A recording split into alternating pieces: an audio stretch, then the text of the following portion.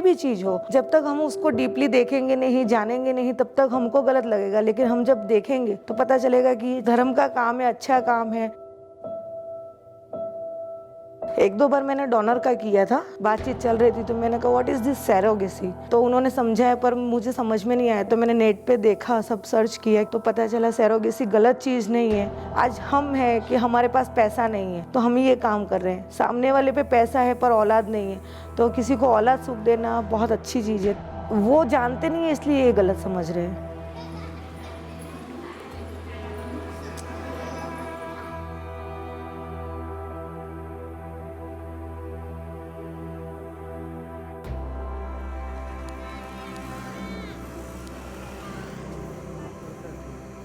अभी यहाँ पे पगार कम होता था, अभी ज़्यादा पढ़े लिखे तो है नहीं, तो काम तो कुछ अच्छा तो मिल नहीं सकता। मैं जब भी सरोगेट बनी, वो मेरी एक जेठानी थी ना, उसने मेरे को बोला कि अब जाओ, पैसा भी कम है, बच्चों के भविष्य के लिए अच्छा है। हम डॉक्टर नैना से मिले थे, तभी मुझे ना बोल दिया था अभी मत आओ, अभी तुम्हारी एज भी छोटी है और बच्ची छोटी है, 9 महीने तक वहाँ पे रहने का, तो बच्ची थोड़ी बड़ी हो जाए तब आना, ऐसा बोला था। 2016 में आई थी और ये सेकंड टाइम है। हमारा बचपन तो बहुत खराब था। अभी तो सब घर के काम करते थे और मम्मी बड़ा की है सबको, तो मैं पढ़ी नहीं हूँ, 7 तक पढ़ी हूँ। पहले मैं जब आई तो हस्बैंड को नहीं बोल के आई थी, वो ना कुछ काम करते नहीं है और शराब पी के घूमते रहते हैं। किराया देना पड़ता है, लाइट बिल देना पड़ता है, बच्चे को पढ़ाना पड़ता है कि इतनी महंगाई थी तो कोई 100 रुपया देने के लिए भी तैयार नहीं थे। और मेरी सहेली ने बोला कि आपको सरोगेसी करनी है, तो हमने सोचा कि चलो ये काम कर लेते, तो फिर ये काम कर लिया सरोगेसी में। अभी मुझे ट्विंस बेबी है। मैंने 10th क्लास तक स्टडी की हुई है। बहुत जल्दी हमारी शादी हो गई थी। शादी के बाद मेरा 10th का रिजल्ट आया था। 17 ईयर में मेरी डॉटर भी हो गई थी। तो उन लोगों का कहना ये था बेटी हुई है, बेटा चाहिए था हमें। तो एक वो रीज़न था, एक हस्बैंड आउटलाइन में था, हम दोनों की उस वजह से झगड़ा लड़ाइयाँ होती थी। एक दिन मेरे हस्बैंड ने मुझ पर हाथ उठाया था कि तुम गलतियां कर रहे हो फिर भी मैं बर्दाश्त कर रही हूँ और मुझ पे हाथ उठा रहे हो, अब मुझे तुम्हारे साथ नहीं रहना। पापा खुद आए थे डिवोर्स के लिए तो वैसे, पर फिर भी नाराज हुए थे कि तूने ऐसा कदम क्यों उठाया, परिवार में किसी ने नहीं किया। पर प्रॉब्लम मुझे हो रही थी वहाँ पे, इसलिए फिर मैंने मेरी बेटी का फ्यूचर बनाने के लिए मैंने वहाँ से डिवोर्स ले लिया।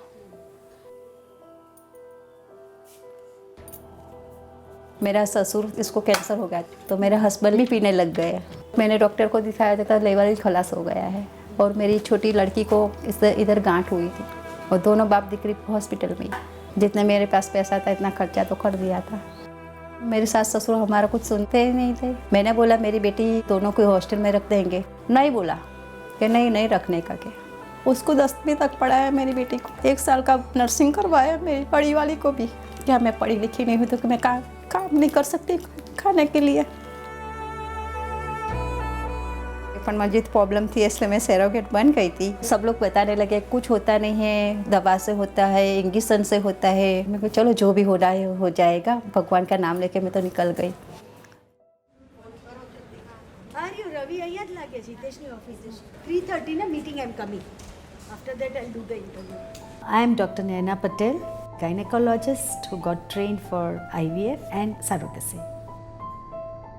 It's very difficult to accept infertility, and after that you tell them that you need a third party, that's a surrogate to carry your baby. It's very difficult to digest and accept it by the couple, husband especially, because the girl would be ready as it's her problem, and the family, and then the society. Unwanted advisors, she may want to go for adoption, husband is not ready. Somebody would point finger at them, say how far can you go to have a baby. The surrogate's family, they would ask that where is the baby that you are carrying. And then religious problems, of course, some religions believe, some do not, so you get lot of challenges that we had to overcome.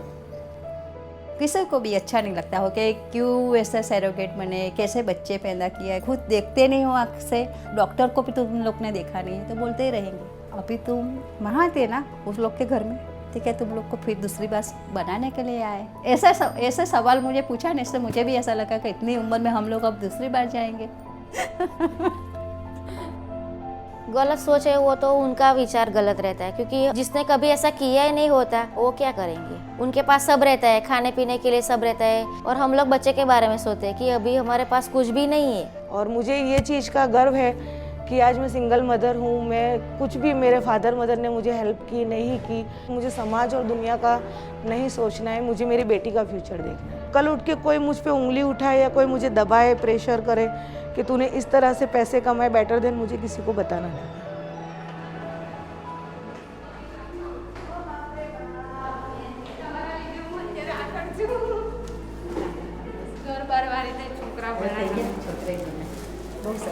મકાન રાખ્યું મેં અહીં સરકારી દવાખાના 3.5 લાખમાં થઈ ગયું. Sofa set TV છોકરા ભણાયા બધું જ હવે ત્યાં When we started surrogacy, the first thing is how the surrogate gets pregnant. So when the surrogate comes to us and we say you have to take care of a baby, she thinks there is virtual living baby whom she has to take care of, and then we counsel her.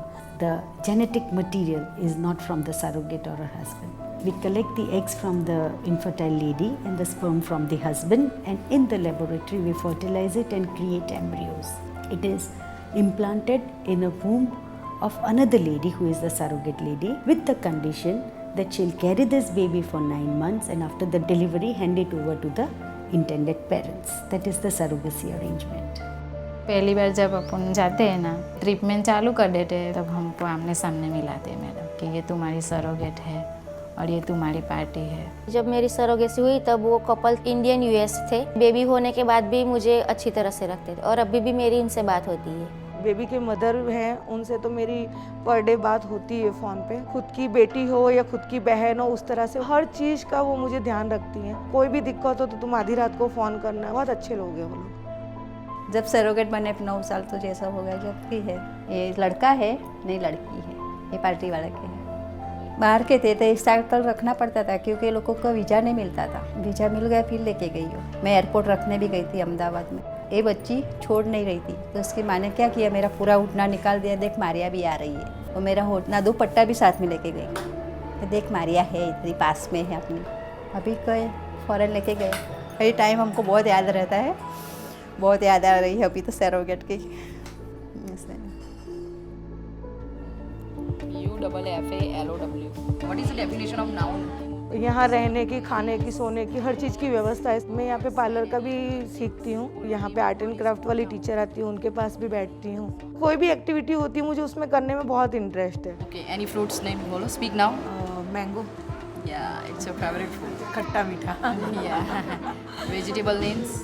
इसमें अगर delivery के time पे अपनी death भी हो जाती है या कुछ भी होता है, उस चीज़ की रिस्क जो भी है वो हमें उठानी है। ये तो हमारे घर के प्रेगनेंसी में भी हो सकता है। 15 दिन पहले आराम करनी पड़ती है, गोली खानी पड़ती है, इंजेक्शन खाना पड़ता है। 20-21 दिन में हमारी सोनोग्राफी होती है, ब्लड टेस्ट होता है। अगर कुछ भी प्रॉब्लम होता है तो हमको इमरजेंसी में तुरंत ले जाते हैं। कोई भी आपको बीमारी नहीं होनी चाहिए, वो ज़्यादा भी एज नहीं होनी चाहिए और कम भी नहीं होनी चाहिए। खुद के बच्चे होने चाहिए। पहली बार में मेरा रिपोर्ट पॉजिटिव आ गया था।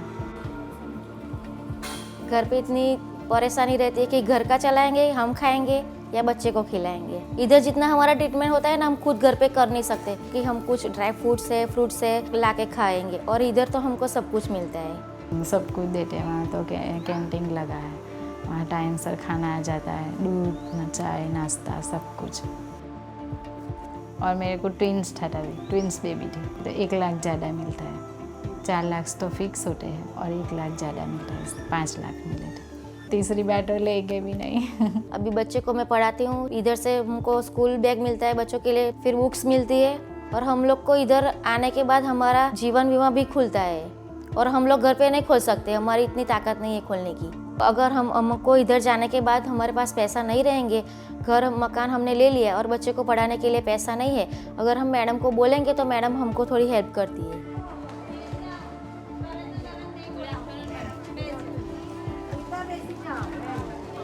बैगो लावो। You have to take care of the surrogate, the baby, the couples, and you have to keep answering them. So for me, I felt that it would be a few cases down the line and I'll stop it. But then when I saw each and every couple, that how desperate they were and only surrogacy was the answer, and those surrogate ladies who want to volunteer to become a surrogate, I thought I should continue. Sometimes somebody has criticized you so badly, either on the digital media or somewhere in the newspaper. Medical fraternity also played a very negative role, because initially they also felt that why this, you can't do this, it's something inhuman, you are selling babies, and then the media giving the name like baby factory, baby selling. You felt like giving it up, that why should I be doing all this? But then there is some power in you which says that no, you have to do it because science has advanced. I had never done it behind the closed doors. I had come out right in the open from day one that this is what I'm doing, this is what the surrogate is getting paid, this is what the couple is being charged, and these are the lovely babies. This is the way to go ahead, because this is the way some people are meant to have a baby and some people are meant to change their lives.